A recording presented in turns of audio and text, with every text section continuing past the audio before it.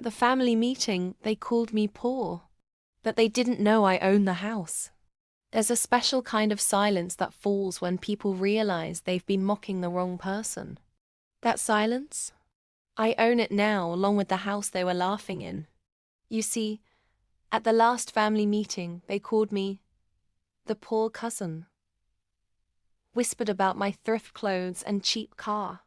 Laughed behind my back. But they didn't know one thing.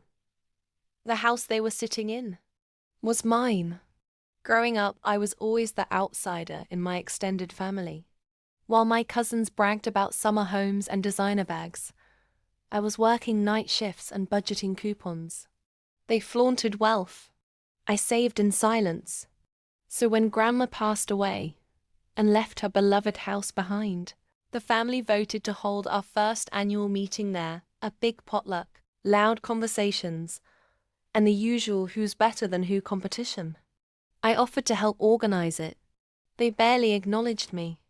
Aunt Lisa joked that I finally had time since I didn't have a real job. Uncle Bob called me a charity case under his breath. Even my own sister chimed in saying, "At least we know who won't be covering the drinks." I smiled, bit my tongue, and served lemonade with a grin in my house. Because what they didn't know was that a year before Grandma passed, she offered me the house, quietly said she trusted me to keep it safe. The paperwork was signed. The deed was mine. I fixed it up, paid the taxes, and kept it quiet out of respect. But disrespect, that changed everything.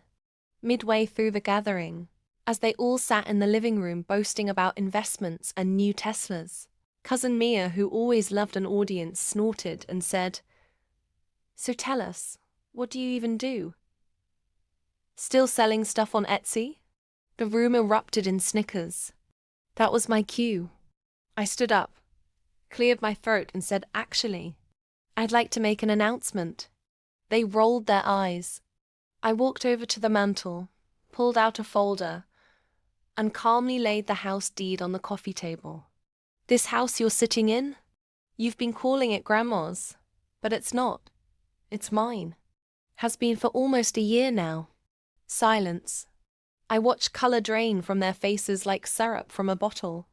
And before anyone gets clever, yes, it's legally mine. Paid off. Renovated. Protected. You're welcome for the central heating and the new roof, by the way. No one spoke. Even Aunt Lisa put down her glass of Chardonnay. And since you all think I'm so poor, you should know, my little Etsy side hustle now makes 6 figures a year. I just bought my second property. But don't worry, I won't invite any of you to the next meeting. I took a sip of my lemonade and smiled. You'll confine the door whenever you're ready. They left speechless. You see, real wealth isn't loud. But revenge. Oh, it echoes in every room I own. If that made you feel powerful, hit subscribe right now. New twist drops every day. Subscribe, like, share.